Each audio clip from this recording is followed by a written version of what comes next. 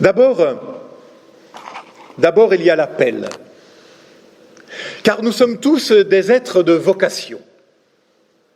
Appel à être, appel à la vie. Et cela par-delà la souffrance, le malheur et les échecs. Oui, il y a sur chacun d'entre nous, cet appel à être, par-delà la ténèbre. Et cet appel nous envoie, nous fait témoins d'une autre manière d'être. Cet appel nous met en route, sans que nous n'ayons rien demandé, malgré nous, à l'image d'Amos qui était tranquille derrière ses bœufs et ses figuiers. Mais, me direz-vous, monsieur le pasteur, nous ne sommes pas les apôtres, nous ne sommes pas des prophètes. Ça ne nous concerne pas. Pourtant, si cet appel, justement, nous concernait tous, oui, toi, moi, nous, ensemble, je crois que les disciples de notre texte nous représentent en vérité, représentent chacun d'entre nous, chacune d'entre nous, même toi qui ne t'en sens pas digne, surtout lorsque tu ne t'en sens pas digne.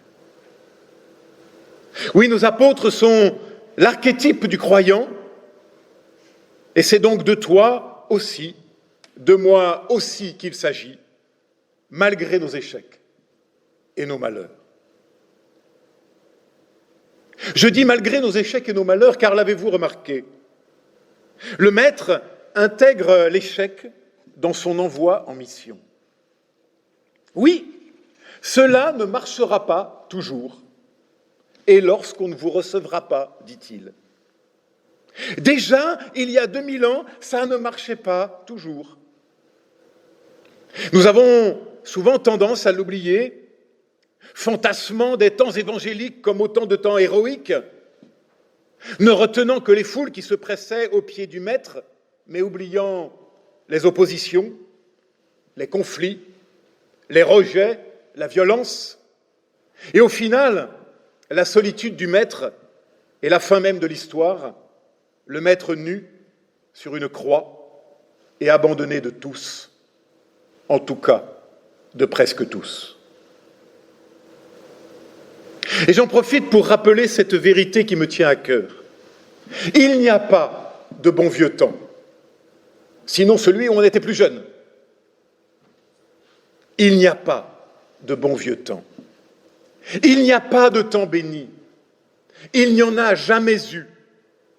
Il n'y a que des hommes et des femmes qui, à chaque génération, tentent de vivre d'une bénédiction et de faire vivre cette bénédiction pour eux et pour les autres. Mais revenons à notre texte. Et si on ne vous accueille pas, et si on ne vous écoute pas? Remarquons que c'est toute notre conception de l'échec qui se trouve ici bouleversée. Nous pensons spontanément que l'échec est la marque d'une faute, d'une erreur, d'un manquement. Ou bien encore la marque de ma faute, de mon erreur, de mes manquements. C'est ma faute si j'y suis pas arrivé. Et alors c'est le cercle infernal de la culpabilité qui se met en place. Ou bien alors, si c'est pas ma faute, alors c'est la faute de l'autre. Ça, on sait faire aussi. Et cela est aussi vieux que la cour de récréation. C'est pas ma faute, maîtresse, c'est l'autre. Mais il est toujours question de faute. Pourtant, l'évangile de ce matin vient renverser tout cela. Et si on ne vous accueille pas, et si on ne vous écoute pas? C'est la faute de personne, sinon de celui qui ne veut pas écouter. Voilà que désormais l'échec n'est plus à regarder seulement comme le signe de l'erreur ou de la faute, mais comme le signe de la réalité et de la vitalité même de mon existence et de mes choix. Car oui, vivre, c'est affronter ses échecs. Oui, parfois, ça ne marche pas. Ou avec nos enfants, ou avec nos petits-enfants. Et parfois, c'est la faute à personne. La faute simplement à la vie qui s'y prend autrement. Entendons-nous bien.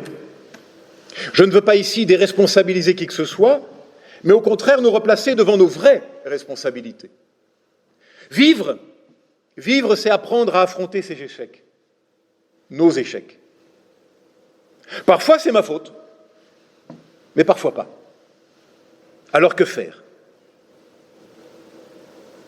Remarquons, chemin faisant, que nous sommes ici bien loin de toute théologie de la prospérité, de toute conception magique de la foi et de la prière, où on nous fait croire qu'il suffirait de bien prier, de mieux croire, pour que tout soit réglé comme d'un coup de baguette magique. Et non, ça ne marche pas comme ça, ni dans la vie, ni dans l'Évangile. L'Évangile nous propose un autre chemin. Lequel?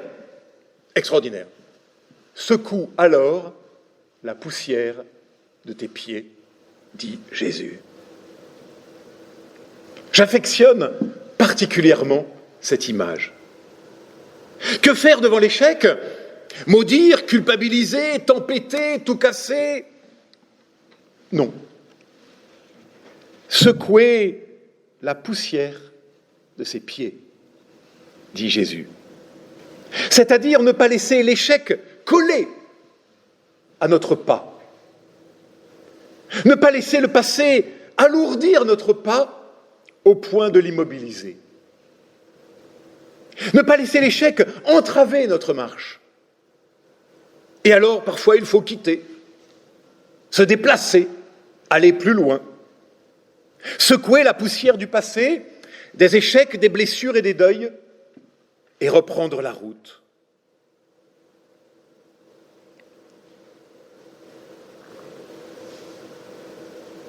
Secouer la poussière de ses pieds, se débarrasser de tout ce qui nous colle au sol afin de pouvoir reprendre la marche.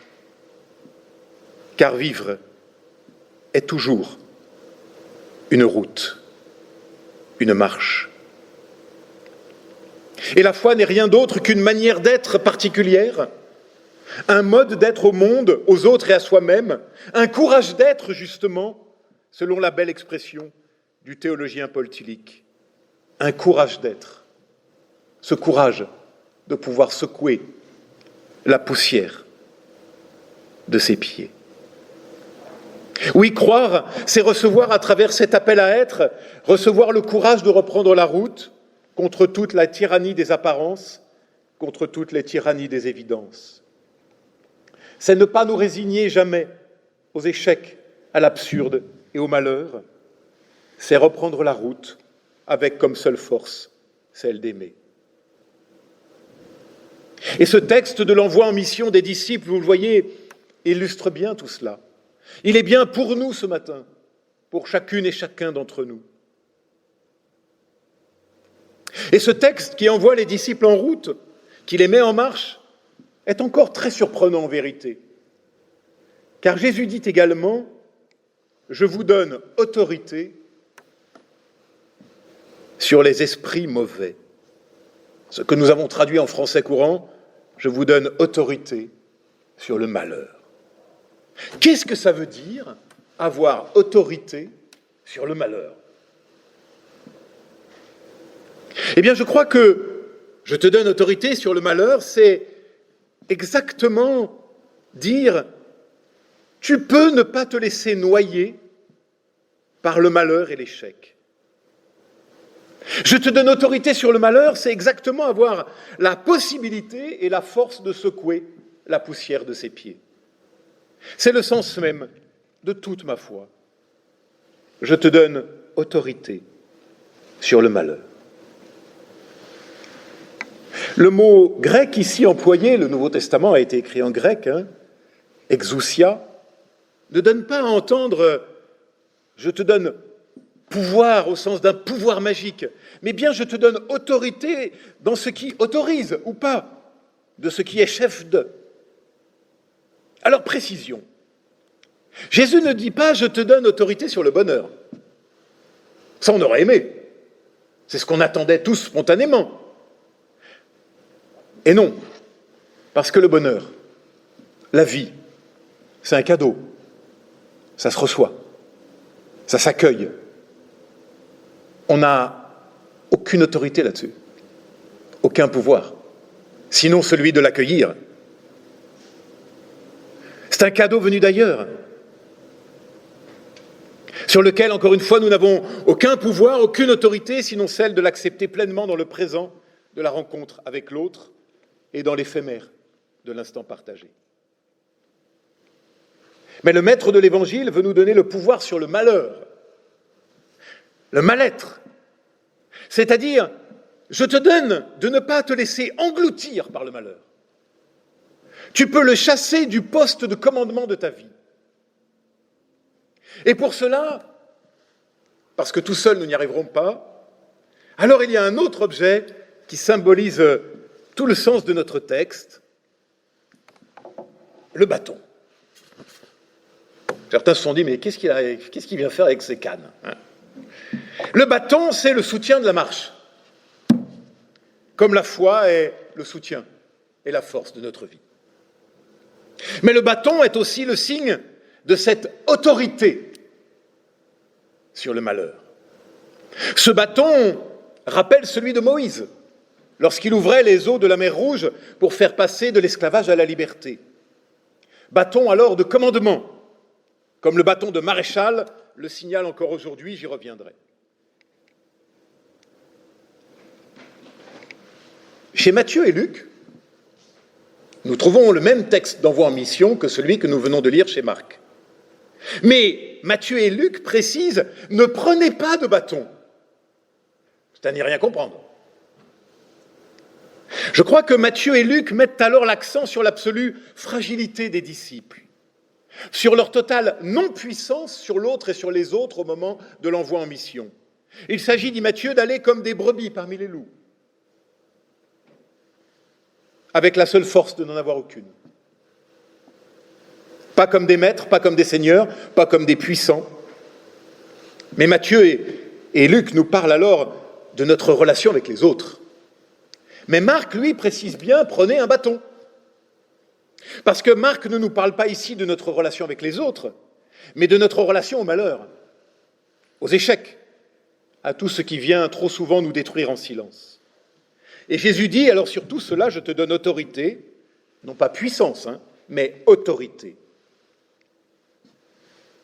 Jésus ne dit pas, je vous donne autorité sur les autres, ni même sur nous-mêmes, mais autorité sur tout ce qui veut nier la vie et la beauté, nier l'homme et sa dignité, nier Dieu et son espérance.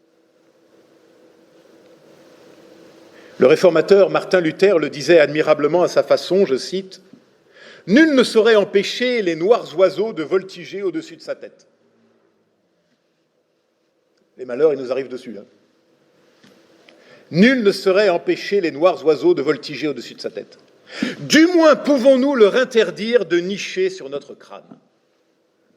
Du moins pouvons-nous leur interdire de nicher sur notre crâne. Arrêtons de nous complaire dans les difficultés, les récriminations et les malheurs. Voilà l'autorité dont nous sommes désormais investis. Alors par nous-mêmes, nous ne pouvons pas faire cela, nous sommes bien d'accord. Mais avec le bâton de l'Évangile, oui, nous le pouvons, cela nous est donné.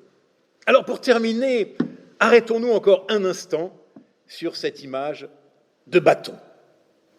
Alors des bâtons, il y en a de toutes les sortes. Il y a le bâton de berger, la fameuse houlette. Image d'ailleurs qui donnera aussi naissance à la crosse de l'évêque. Mais il y a, pour nous aussi ici, le bâton du gardien. Alors ce n'est pas de celui-là dont il s'agit. Il y a aussi celui qui rythme la marche en musique, celui du tambour-major.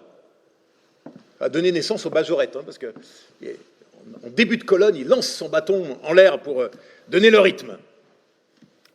Et puis, comme je l'ai évoqué tout à l'heure, il y a le bâton de commandement, le bâton de maréchal. Mais il y a aussi d'autres bâtons. Il y a le bâton pour la randonnée, tout simplement, avec un bout ferré, une petite dragonne. Il y a la vieille canne de papy, très utile. Je m'en suis beaucoup servi quand je me suis fracturé une cheville il y a quelques années. Et puis, il y a un autre bâton que j'ai découvert lors de mon voyage en Éthiopie, le bâton de prière. Objet étrange qui est là-bas omniprésent. Avec sa drôle de crosse, on en trouve même des stocks à l'entrée des églises pour celui qui aurait oublié le sien. C'est qu'il ne s'agit pas de n'importe quel bâton. C'est un bâton de prière. Il sert tout à la fois à s'appuyer et à se maintenir debout lors des longues liturgies éthiopiennes. 3 heures, hein. Alors, ne me dites pas que la prédication était longue. Hein. Et puis, il sert aussi à se maintenir debout, à rythmer les chants, accompagné de sistres et de tambours. Il n'y a pas d'autre instrument de musique. Hein. On est dans les églises d'Orient, seule la voix peut louer le Seigneur, mais il y a des tambours, des sistres, et puis le bâton de prière. Ainsi, lorsqu'on va au culte, on a toujours son bâton de prière. Alors, vous avez un prêtre éthiopien avec un fidèle, et vous voyez qu'ils ont tous les deux leur bâton de prière. Alors, en amharique, la langue commune de l'Éthiopie, on le nomme Makwakwa Miya. Mon accent est épouvantable. Jacques-Noël Pérez, l'un de mes maîtres, fin connaisseur de l'Éthiopie et de ses langues, m'a précisé que la racine de Makwakwa est koum. On l'entend d'ailleurs. Racine commune à l'hébreu, et koum désigne le fait de se tenir debout. De sorte que, littéralement, Makwakwa Miya signifie l'instrument qui sert à se tenir debout. Alors, quel sera notre instrument qui nous servira à nous tenir debout dans les mois et les années à venir? La réponse, me semble-t-il, est dans le nom même du bâton, la prière. Existe-t-il d'ailleurs plus belle définition de la prière? Ce qui sert à nous tenir debout. Ce qui sert à tenir debout, c'est en effet ma relation avec un autre, avec Dieu lui-même. C'est lui qui me relève et me met en marche. C'est lui, comme nous le rappelle le psaume 23, c'est lui qui est pour nous le bâton qui nous rassure et sur lequel nous pouvons en toute occasion et circonstance nous appuyer. Et c'est lui, ce bâton, cette prière, ce Dieu sur lequel je m'appuie, qui nous donne le pouvoir de secouer la poussière de nos pieds et de reprendre route afin de traverser le gué, sans se lasser jamais, et surtout sans laisser les noirs oiseaux du malheur venir nicher sur nos crânes.